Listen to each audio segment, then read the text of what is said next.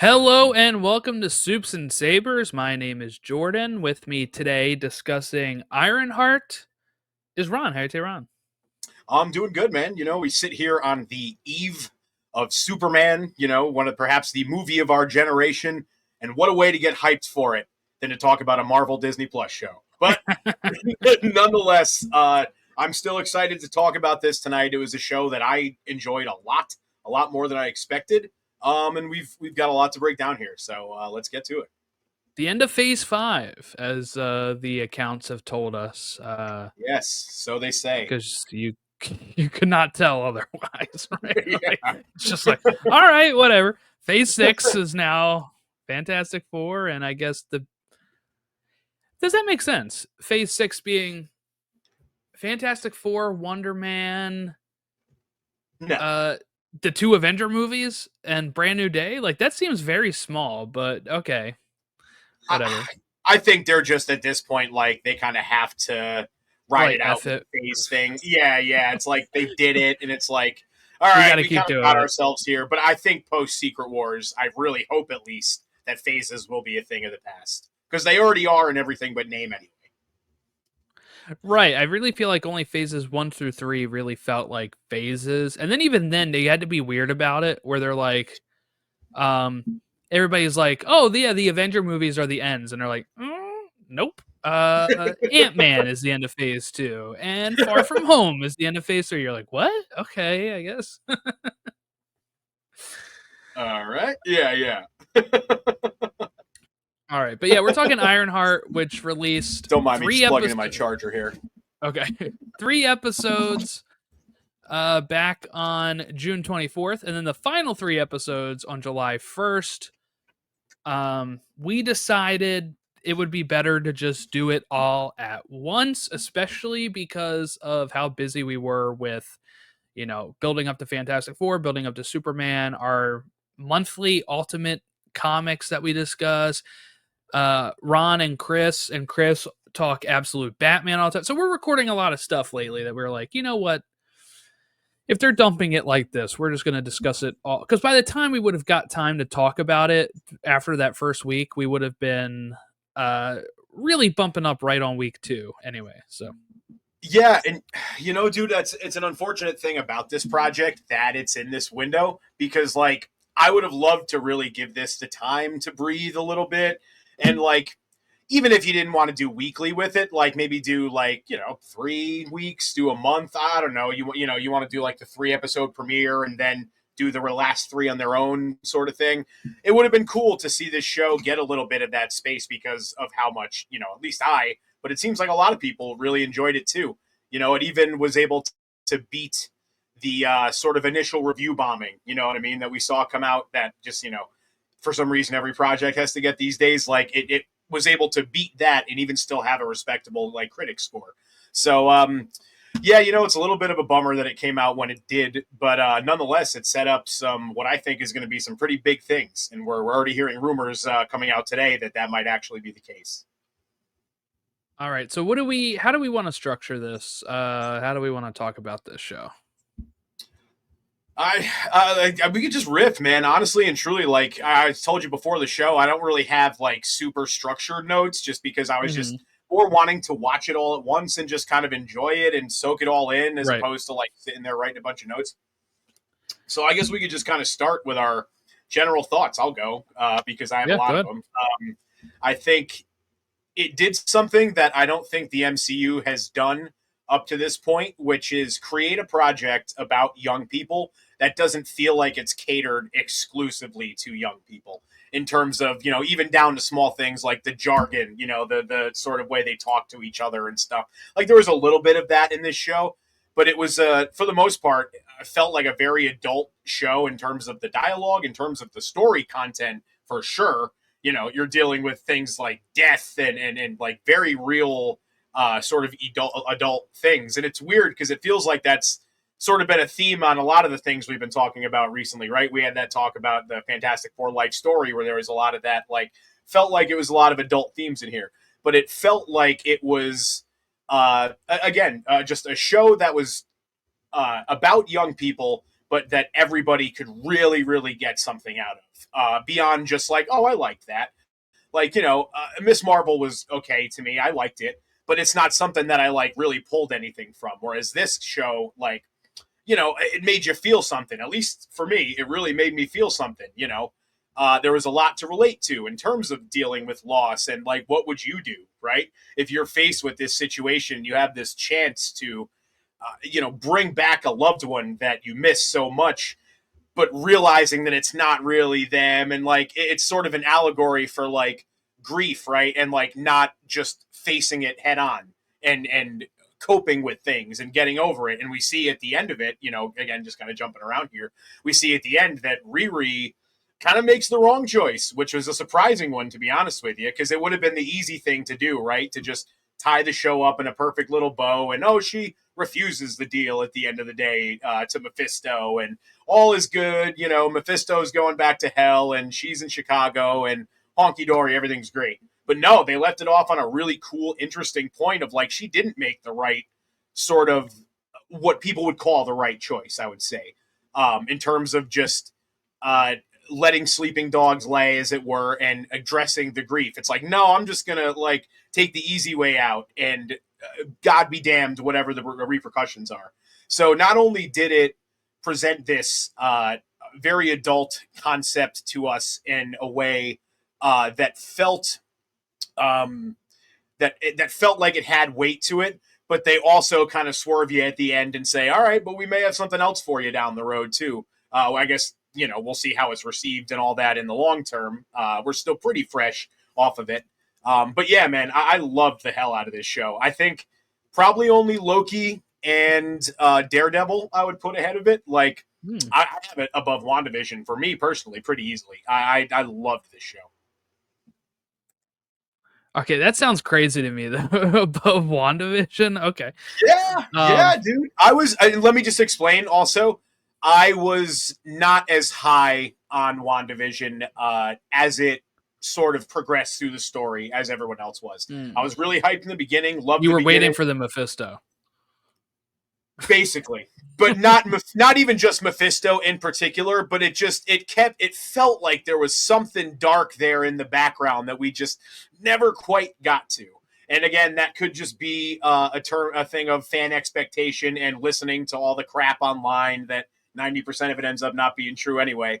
But it just, I don't know, the ending of WandaVision didn't quite hit for me, especially when everything in the show was undone with the post-credit scene.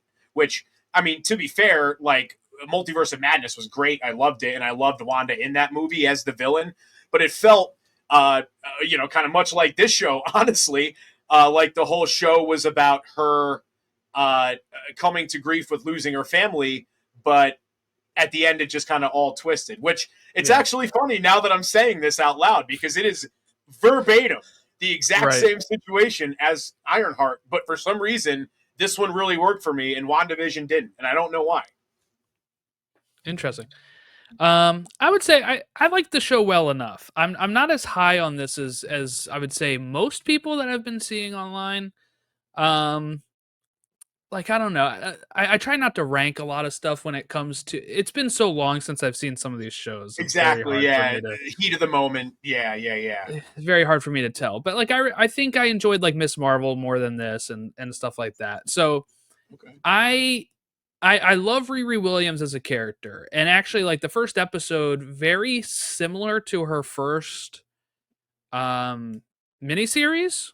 Like that whole thing where she like leaves MIT and flies back to Chicago and stuff is very like ripped right out of that first run um of Ironheart, which is really like I read that arc when they announced the show because I hadn't read any Ironheart, and I was like, oh, like let me I'm excited for it. Let's dive in and read it. And I really came away enjoying that. I think it was like 6 issues or whatever. That really good run.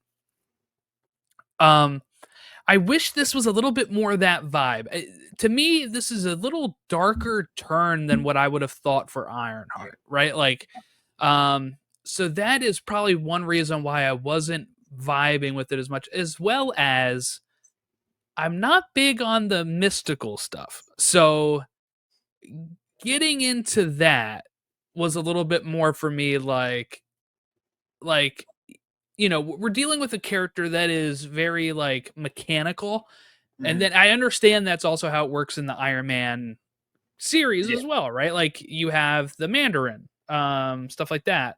yeah. Um, but And I guess, they went out of their way to build this show as tech versus magic, so it was something well, I didn't watch it was any intentional. trailers, so that Oh, was I stayed away from all trailers on this one, okay. mainly because when they were released, I was busy doing like one of them dropped the day of the Superman trailer, or whatever. I'm like, whatever. I was doing reaction video to it, all that, and then I just saw people endlessly crapping on it. That I was like, I don't want to deal with this right now. So I just Yeah, like I'm gonna go into this series without any trailers and just kind of see what I take. So that's probably a downside of it, is that I didn't expect magic as much. Um, and then the whole Mephisto stuff. It When I was hearing he would be in this show, I was kind of like, that doesn't seem to make sense to me. It makes sense mhm, in the show, right? So I yeah, will say that. But it was just like one of those things where I kept seeing people talk about it, and I'm like, why does everybody think this is going to be mystical stuff? Well, the trailers, but I didn't watch those, so mhm, partly my yeah. fault. Well, and also like just the way like when Kevin Feige announced the show, right off the rip, it was kind of like, well, the combination of magic and technology, like that was. It almost felt Oh, like that did was like he? the tagline. Yeah, yeah. It was Oh, I very don't much sort remember. of like it felt like it was like the running tagline of the show. Very much so. Yeah. Interesting, because I would have thought this would have leaned more into like where they were going to be going with Armor Wars and Mhm. stuff like that, but Yeah. they kind of went a different way with it. Um, my favorite part of this show is Joe, and Yeah. uh, Alden Ehrenreich is fantastic in this. I will say there is a little complaint I have with this, in the sense of I felt like, I think it's episode 4 or 5 where he turns evil like real Yeah. quick, Hmm. that I was like, that seemed kind of hollow. And then of course they make it where he's not as bad. But it was just one of Yeah. those things where he's like giving like evil quips as he's fighting her, and I was like, wait, is he supposed to be like converted now? And I was really Yeah. like, if he had stayed evil, I would have really been upset with that. So Yeah. That felt um it felt like maybe like an we gotta cut something somewhere. We only got 6 episodes here. Let's yeah, yeah, yeah. But no, I enjoyed him a lot. I love that. I did not know this reveal of the Zeke stain stuff. Mhm. I did not see that coming. So that all really worked for me, especially that the public thinks that Obadiah Stane died like a hero, like that he was Yeah. just one of Stark's best friends, and that they covered this up. Um, so you have like, he knows the truth. He knows he doesn't want to be like his father, but everybody else then, when he gets like arrested and stuff, is asking, you're like sullying your dad's name, when it's Yeah. actually like he was trying to be the opposite. So I really loved his whole dynamic throughout the show, um except for that fight at White Castle with him. I was kind of like hoping he would not fight her like that, but Yeah. ultimately he comes good, so it is, it is what it is. Yeah. um It was funny. He had like the MCU version of like a Walter White transformation, right? yeah. He's just this, living in a nice little house, just a little dorky guy, but inside, it's anything but. And then he even shaves his head at the end. So, And he goes to White Castle and says, "Let's cook." yeah. Riri, let's cook. Riri. Um, the magic stuff, like I like Zelma as a character, Mm, but really tripped me out that like immediately we were diving into her actually like being from Carmitage, or like her mom was a dropout of there or whatever, right? Like mhm. that, I was like, oh, that's probably part of it being a connected universe, that like usually I don't think of magic when I think of comics, right? Because I Yeah. don't read a lot of like Doctor Strange and stuff. Mhm. Um so I know it exists in this world, but it was just like so trippy that it was mixing in with this world. I guess because it was not through a character we usually see like Doctor Strange, right? Usually our window into it is Wong or Doctor Strange, when this is just a random person who is kind of like tethered to it a bit. So I kind of like Yeah. that she was actually linked to Carmitage and all that. That was really cool. But at first I thought they were going to go a different way with the witches stuff, almost more like Agatha-esque Like she's Witch's than Road type. Yeah, yeah. than the sorcerer stuff. Yeah, yeah. I thought so too, but I think I do agree with you. It was a little bit jarring, and to add on to it, it was also jarring to see how sort of commonplace and like nonchalantly it was done. Right, like they're in the middle of a store, and she just skirts them right into this parallel Yeah, so dimension. can nobody else see when she does that? That's I what I'm guess saying. not.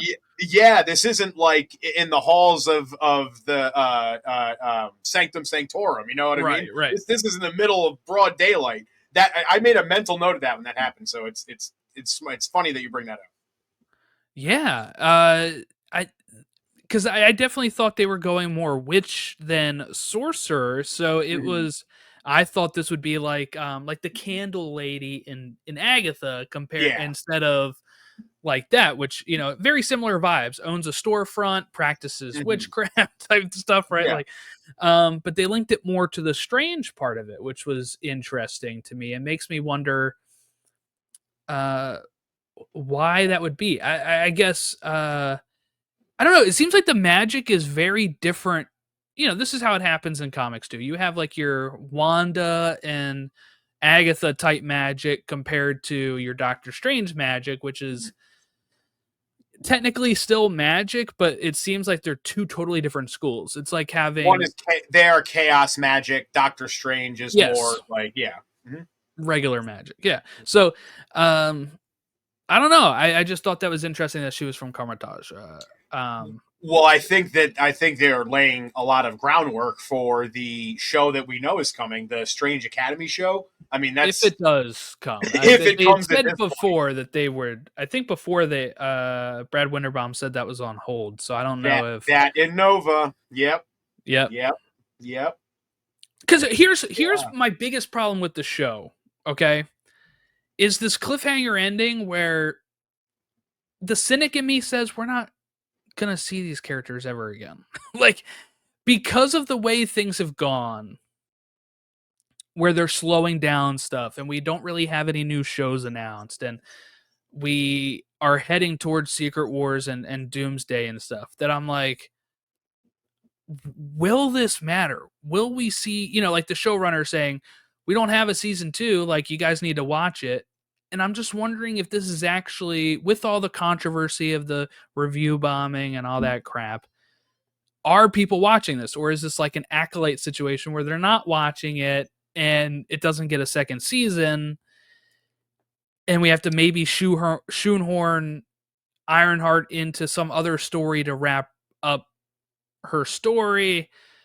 The other issue, right, is that this was filmed 3 years ago. I had to look That, it up because yeah. my friend Casey was like, "Oh, like he covered WandaVision with me and stuff." So he knew all about the rumors of Mephisto and stuff. He was like, "Hey, I saw Mephisto actually joined the MCU. Like I About see same people talking time. about Yeah. Sacha Baron Cohen as Mephisto." And I was like, "Yeah, I've only at that point I'd only watched the first 3 episodes. I hadn't had time to watch the other 3 yet." And I was like, "But I heard he's in it." Like um he said, "Yeah, people are sharing clips and it makes me interested to check out the show." But it's like um with that, I found an article because I was like, I remember seeing rumors of him being on set, and I looked it up, and it was a tweet from like July 2022 Yeah. or Yeah. something saying that he was on the set, and I was like, this is how long they've sat on it. Where I'm like, that part makes me cynical about it too. Is Dude, it feels like a burn off? This was a Chapek era project. That Yeah, is the biggest red flag on whether or not we're going to see any of these characters again.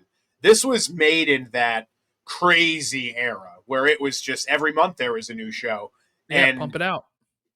how many of those are we probably never going to see again? I would bet a good amount, or maybe we'll see him again, like you said, in some other project, like we'll tie up some She-Hulk stuff, like maybe Doomsday. Like it already seems like it's going that way with the concept art, but who knows? But I am nervous as well. I'm hoping that the positive word of mouth and all that stuff, combined with the fact that there's been rumor after rumor that the main focus post Secret Wars is going to be cosmic, mutants, and supernatural. So if the supernatural side of the Marvel universe is going to be one of the pillars of what you're doing, Mephisto has to be in there. So it's almost a good thing that he was in this show for that reason, because if it was just a show about Riri, unfortunately, I think it would be a lot easier to just say, whatever, which sucks because she's awesome and Dominique Thorne is great. And I think this show deserves way more, but it would be a lot easier as opposed to now it's like, dude, we just brought in Sacha Baron Cohen to do this, right? Like, and we want the horror to be a big part of what we're doing going forward. And now Riri's story is intrinsically linked with him. So at the very least, I think we're going to see the continuation of whatever's going on with Riri and Mephisto. At the very least, we'll get that. The whole stuff with Nat, I don't really know. The Strange Academy stuff, who knows? But I feel confident enough that we're going to see more from Mephisto and Riri. Not in the immediate future, I'll tell you that much. I know that I'm sounding a little more optimistic, but the optimistic end of this is post Secret Wars, which is 2.5 years from now. Away. Yeah. 2.5 years from now, which sucks, but it is what it is. Yeah, it's just so another. I guess part of the cynic in me again is like, I think typically I would say they'll come back around to this, but like it's not like I don't know if they're ever coming back around to Eternals either. So I'm like, maybe they won't. Maybe we would just see Mephisto. Could be. Because it's also like, I think part of their problem is going to be, how do we wrap up, let's say they wanted to wrap up Ironheart and have them in a movie like Doctor Strange 3 when Mephisto is fighting Strange or whatever. Mm-hmm. A lot of people might be like, who is this? Because, I mean, like, I guess the good thing is she was in a movie before, right? Because she was in Wakanda Forever. So I guess you could say, like, maybe, and that one did okay. 800 million or whatever, I think, right? Like, it did well. Yeah. That maybe people would be familiar enough with her. But I don't know. I'm really worried about that. And I'm worried about this Champions thing never happening, too, because all of those projects were kind of maligned or not watched as much. And it's like, like Kate Bishop would be the standout, I think, from people that are favorable to her, right? Mm-hmm. It helps that it's Haley Steinfeld and people know who she is and, and whatever. Kamala. But, I mean, I know the Marvels got really crapped on, but I mean, like, I think she's fan beloved. I don't know if she's like casual beloved, right? Yeah, like that's where I would go with that. So you're worried about like how a Champions movie would do, is what you're saying. Or if they made it a show like The Rumor, it's like that's going to be an expensive show, one, because you're going to get all these people together again. Christ. I don't know. I don't know if I could see that. Nah, me neither. It's tough. It's tough. I really think they should have capitalized on the Young Avengers and named it Young Avengers in this gap where we had no Avengers movie. These like, we're going to do this after Fantastic Four, but we were talking about rewriting phases 4, 5, and 6 with what we know now to like build properly to Doomsday and Secret Wars. But I would probably still add team up films at the end of phases. Yeah. But I would not have them be Avengers movie. I would have Young Avengers in one phase. I would have Thunderbolts, New Avengers in another. You know what I'm saying? Like, yeah, you'd still have the team ups and it would still feel like it's building to something, but it doesn't have to be the Avengers. And then you're capitalizing on the Avengers brand with Young Avengers, New Avengers. Yeah. And it doesn't It's hurt one of the Avengers brand, because when it comes back to it, you just have regular Avengers. And then people will be like, oh, I like those. Well, that's what I'm thinking. Do you think that they probably thought it might be a little too much overkill to be like, old Avengers, new Avengers, young Avengers, blue Avengers? You know what I mean? West Coast Avengers. Let's do Yeah, it. yeah. It's almost like it might, with, everyone likes to throw around the fatigue word when it comes to all the superhero stuff. If you've got, 4 different fucking teams with the same branding, but with a different adjective in front of them, it's like, I'm biased, though. I don't like the name champions. No, me either. I like Young. For the record, I am on your side. I am on your side in this. Yeah, I'm just biased. I do feel like it might drive more of the casuals to go see something called Young Avengers compared to Champions. Oh, dude, that A logo, people are showing up for it no matter what. Right. And then when you get back to normal Avengers, people will be like, oh, like it's been a while since we had Thor and Cap and all that. Like it would help. Yeah. But anyway, back to this. Let's talk about Sacha Baron Cohen and Mephisto and all that, because when those first rumors appeared, I didn't actually believe them. Okay, because I thought it would be a weird fit with the show and stuff. And then I remember, people spreading the Sacha Baron Cohen stuff from 2022, and I was like, I don't know, like that seems odd to me that he would join this as Mephisto, but he did. He even tweeted about it, so he's in deep, I guess. But what was your thoughts on him and his portrayal of the character? I thought it was perfect, dude. Like literally no notes. It was exactly what Mephisto should be in the MCU, I think. And it makes me a little worried based on kind of a rumor of what we heard today about where it could all be going. I think we'll talk about that in a few minutes. But when I think of Mephisto, I think of this like gross demonic presence just in the background, just sort of the ultimate opportunist, just picking his spots, waiting to see and plucking at people when they're at their lowest, like sort of thing. And they did it so well. Like the presentation was creepy. It almost felt a little like icky. You know what I mean? The way he was talking to him, like even the way it was edited, all of his scenes, like when he'd be talking to the Hood or he'd be talking to Riri, like they would show him talking and then it would cut to the other person and then it would cut to him again and he wouldn't be talking, but you would still hear his voice. It was very like disorienting, and it like, I think it was done like that intentionally, like as a way to kind of throw you off and make you feel uncomfortable. And I think it worked. And it was like really very close up at times, wasn't it? Yes, very much so. Very striking. Like and zoom out. Yeah. It makes you uncomfortable, right? Yeah. And like the tapping on the spoon and you see the real demonic reflection in it, dude. Like, oh my God. It was just so cool. And like, exactly, again, when I picture comic Mephisto and sort of what I picture his MO to be, like that's exactly what I picture.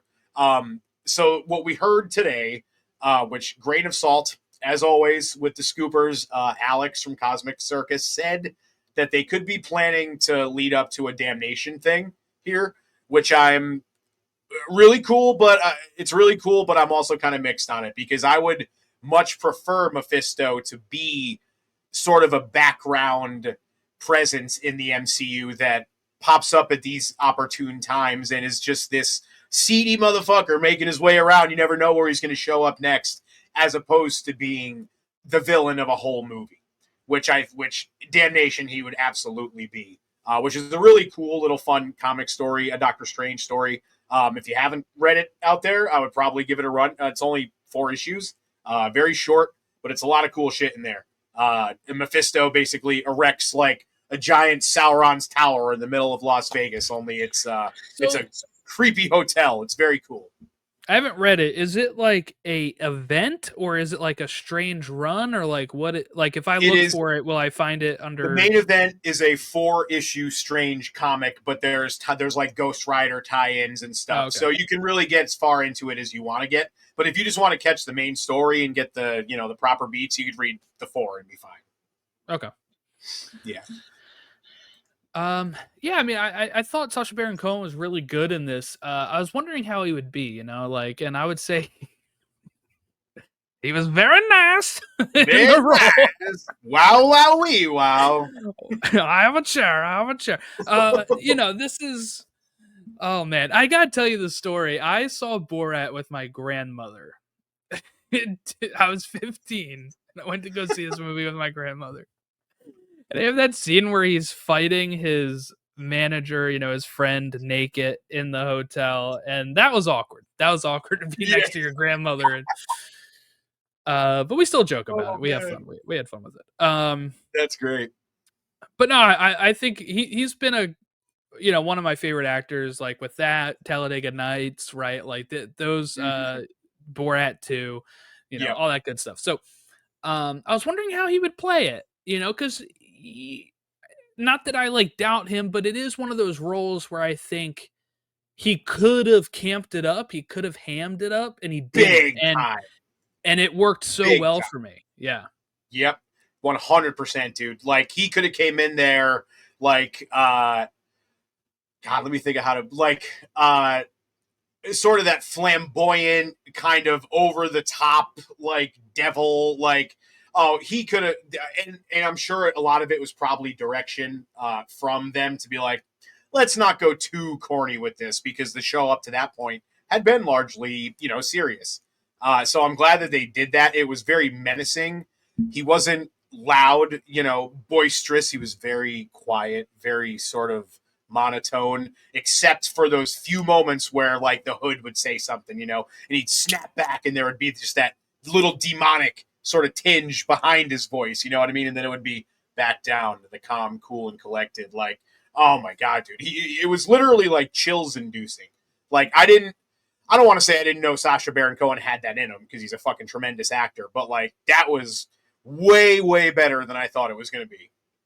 Well, and that's the thing too, right? Like I think there is a real truth to if you have a comedic actor doing some of this stuff, they will shine because there's just something about comedy actors where they can go to drama real well.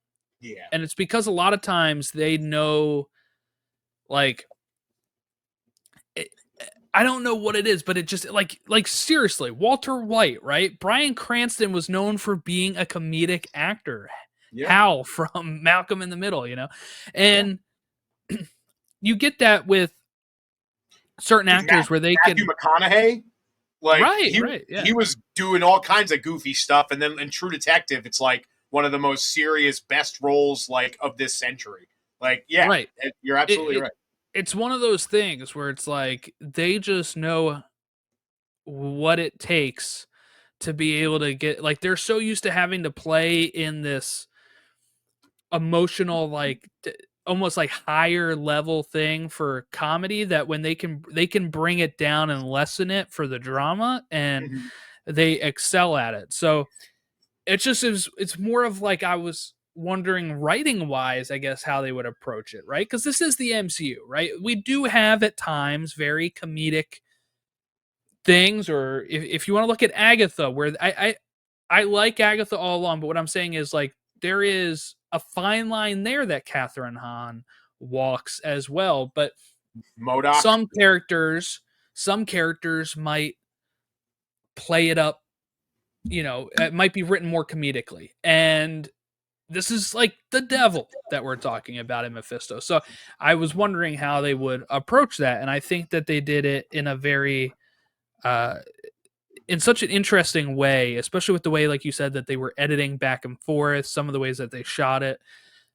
I would like to see him again. I just don't know when we'll get that. And they didn't pull the trigger on showing his full form, which I think is really cool. That should be like a movie reveal, something. Yeah, keep the budget low for. Yeah, yeah. More importantly, but it worked more to just keep him in his human form, and they gave you the little glimpse, like we mentioned, but it worked more for this show to keep him in human form. I just, man, I want to see more of him. Oh, it was so good, man, so damn good. Sorry, before we move off of Mephisto, even down to like the sort of black, like weird, like veiny, almost looked like a disease that was going all through the hood. Like that is in like real like world, like people who do like that paranormal stuff, they compare a lot of like demonic infestation and stuff like that to like sickness and disease, the way it supposedly like slowly overtakes you and stuff. So I think that there was probably a lot of influence from that, from the writers, to kind of like incorporate that a little bit. It's just him slowly but surely overtaking inch by inch until by the time the show ends, his whole face is covered practically with these black like veins, spider veins almost. Very cool. Very cool. All right. What did we think of the Hood? I'm not too familiar with the Hood before this show, so didn't really know what to really base this off of or anything like that. But he's been around for about 23 years now, written by Brian K. Vaughan. So Anthony Ramos from Hamilton and tons of other stuff. But what was your thoughts on the Hood? I thought he was acted very well. I thought some of the writing was a little like, and the character like. I think the whole shift at the end, going from being like having nobody to like then all of a sudden he's just got this like Fortune 500 company in his mansion and all this stuff in like the course of one episode, felt a little rushed. But I thought the acting was very good. I thought Anthony Ramos did a great job. Um, it's tough. I don't really know if I'd want to see more of the character. Like, I think he was okay. He did the job, but I don't think there was enough there from him as the villain. And maybe that's just sort of me, because the whole time I was expecting Mephisto to show up, that I was like, he's just like the first boss, you know what I mean? Before the final boss of the game. So maybe it's like just that that predisposition that I had sort of made me not quite as into the character. Maybe, I don't know. But he was pretty good. I think that's probably the best way I would say it. He wasn't my favorite thing of the show by any means, but he did the job. I don't want to. I don't want to. I know that sounds really bland, but I just, there wasn't too much that really connected me with the character. Like, to me, the coolest thing about the character was what was happening to the character. You know what I mean? Yeah. No, I thought. Look, he can control bullets and all that kind of stuff. So that was cool. One would say he didn't throw away his shot, and then there was. I really like the portrayal of him, and I think that interesting dynamic with his father. I've kind of figured that's where he was going when he was there, is that it was his dad. But like you said, what they're doing right in all of these is going to big tech places and making them sign over like rights of the company and like whatever, and that's it. One thing that didn't really work for me as much is his crew of people. Yeah. I just didn't really care at all. No. About them at all. Like, yeah, like there were some scenes where like they would have like some funny quips and stuff, but like, yeah, they just that the whole crew didn't really resonate. There's a lot of people to keep track of, and yeah, knowing what their specialty is at each place, and it's just like I think the only one that I like really dug, and I think it's because they gave them the most screen time, was the one Slug, the bald one. Like, they were pretty cool, but like I just the rest of them, it was just like a bunch of no name, like whatever, like just kind of taking up screen time sort of thing, right? Like just there because they had to be there,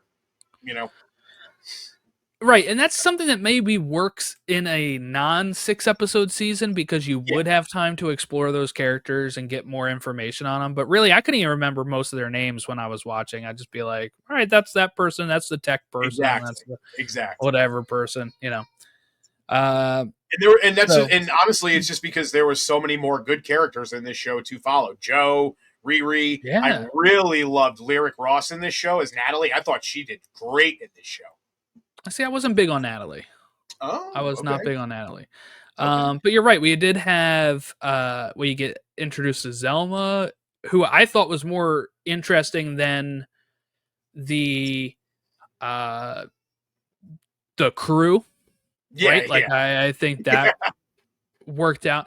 Yeah, she had some charisma. I like her. Yeah. I thought The Dean. I even thought like the little boy Landon was pretty funny at times.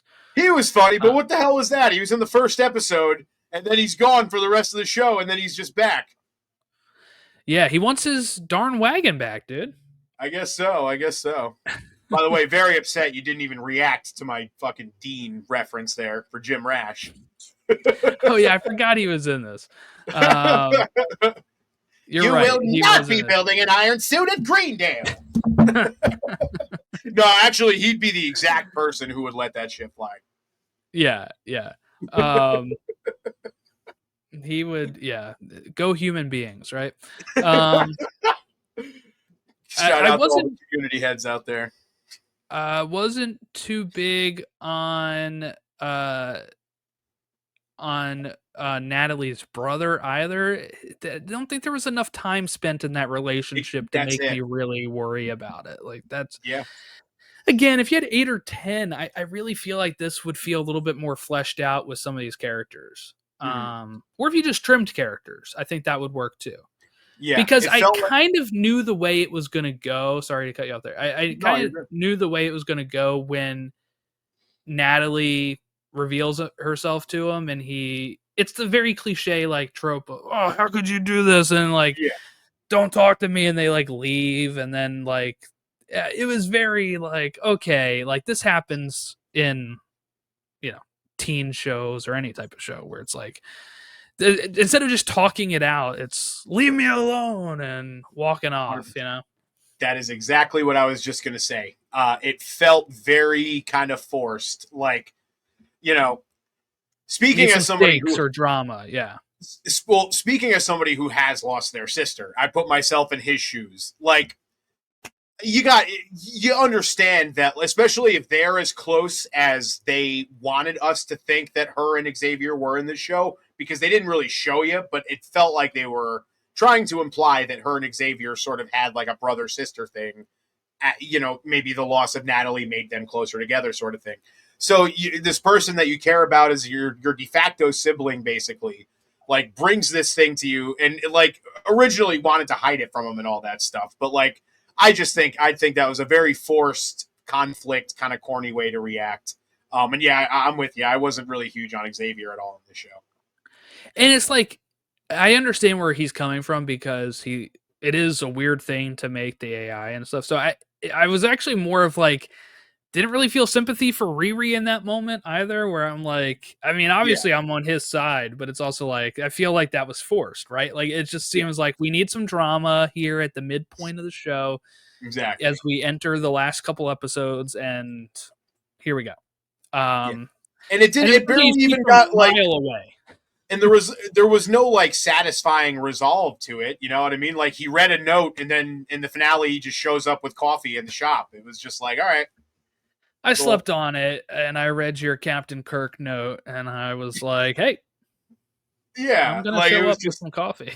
Yeah, it just like you could have just not had the character in the show at all and it wouldn't have made any difference. You still could have had all the emotional weight with Natalie and all of that sort of stuff between her, and it probably would have served the show better because you could have spent more time on that. Mm-hmm. Yeah. And also just another little nitpick here of, okay, the suit is better than the Wakanda Forever suit. Okay, I was not a fan of that suit at all, and I was not a fan of the first version that she had in this show. The one made off the car is the best looking one. Why on earth can it not be pink though? Like I love her suit in the comics. I know. Like I really wanted to see that. And I get that they're like making it off of her, dad's car. He's not going to ride a pink car, but why not? Why not? Right. But also it's like not a very common thing, but man, I don't know. I just really love that comic suit. And I feel like both times she's popped up in the MCU, I've had this complaint of the suit's not there. Like it's not good enough for me right now. Well, I mean, the reason why they deck her out in red is obvious, right? She's an iron. She's iron. They have to sort of bring forth those mental images of Tony, right? So they had to do. Nah. I mean, that's probably why they did it, but I don't And know. I disagree. I'm with you. Her comic suit with the hot pink is dope. Yeah, I don't know why it the fuck. sets her apart. Like that's the Yeah, thing. I mean, if you want, like, I don't know. I feel like that would also be a nice door opening to uh little girls wanting to be interested in this stuff. Oh, yeah, look, she's wearing cool hot pink. yeah. That's my favorite color. Like I want to watch Ironheart now. Not that that show's really appropriate for them, I guess, but Yeah, so yeah, that's probably a downside of it. yeah, Um, but yeah, I don't know. It just seems like there's a lot of red in this. When you talk about Mephisto, when you talk about the hood and his hood being red, and then you have her suit being red, well, it's like in the little splash of background, pink. in the background of the final scene, you see that the hood is on the suit now, so she's just going full like crazy into Yeah, it. So I'm wondering maybe like that the sort of end of whatever this journey is going to be will be her finally getting, shedding the red demonic suit and like making the pink one. Who fucking knows? can we stop doing that though? Like, I feel like we are at this point where everyone is every character has to like earn whatever thing is their Yeah, comic accurate thing now. It's kind of yeah. crazy, but Like it's cool. It's cool if you just show up and you got a badass suit on for this fight. Like it happens in comics all the time. I promise. It's dope. yeah, exactly. Yeah. Okay. Any other things that we did not mention that we wanted to talk about? Not really. I think pretty much got everything. Again, just while we're closing, I just want to highlight that I think everybody from an acting perspective did a bang up job in this show, even down to like the mom. I thought was very good. Riri's mom. I thought she did a great job. And yeah, dude, I loved the show. We had a couple nitpicks that we discussed here, but there was far, far more that I liked than I didn't. And it's one of the few Marvel Disney Plus shows that I can genuinely say I will go back to in the future. So Yeah. I really. Oh, what was it that I was gonna say? There was something that I dug them bringing up that I forget to mention now. oh no. I think it was like another reference to some larger part of the MCU. Anyway, Ended off with a bang, baby. yeah, there you go. But okay, Soups and Sabers for our social media, all that good stuff. Um, I'm excited. I hope that we get to see these characters again at some point, but I'm just kind of in that downside right now, a little pessimistic side where I'm like, I don't know. Um, it kind of hurts too that we are approaching the end of a saga, so they haven't been as forthcoming on what's next. Um, like when we watched Wakanda Forever, we're like, hey, we're going to see her in her TV show in like 10 years when that releases. Yeah. Now we don't have that roadmap right now for anything, any character at this point. So, that's a little tough, right? Like it's trying to figure out how that's gonna go. Yeah. But hopefully we get some sort of resolution to all of this and can move on from there. What's coming up here? Well, yesterday, Chris saw the movie Superman, the Bastard. He went and saw it on the Amazon Prime screenings. He put a little spoiler-free thing. You probably already see it in your podcast feed or on the YouTube channel. But Thursday night, Chris and Ron will have seen it, and so will I. But I get out later. They're going to tackle the out-of-theater spoiler review. And then later on in the weekend, whenever we can get a chance to record, we will record our full spoiler review with the three of us. We had some time to think about it. Maybe people have seen it 5 times, like Chris. And then we will discuss the movie through that. And that's where we go. No Fantastic Fridays this week, I think. We're just kind of too slammed with all this stuff. So we didn't record any in advance for this. So we'll probably have a Fantastic Friday next week. which will be the last one building up to It'll be our Fantastic wish Four. list. It'll be our wish list episode. Yeah. And then there you go. We have that. No more Superman Sundays. We're on Fantastic Fridays. One more of those. And then we will have Fantastic Four coverage, which will kind of be close to what our coverage is for Superman, with the out of theater reaction and then the full review coming later. So that's what our structure is looking like for the rest of July. Then we're going to kind of take a little bit of a breather in August, maybe a draft. We'll then have to sit up and get ready for Wakanda, Eyes of Wakanda or whatever, and Peacemaker. So, yeah. And we got Ultimates at the end of the month, don't forget. Yes, so we still have our monthly Ultimate discussions as they come. So make sure you check that out.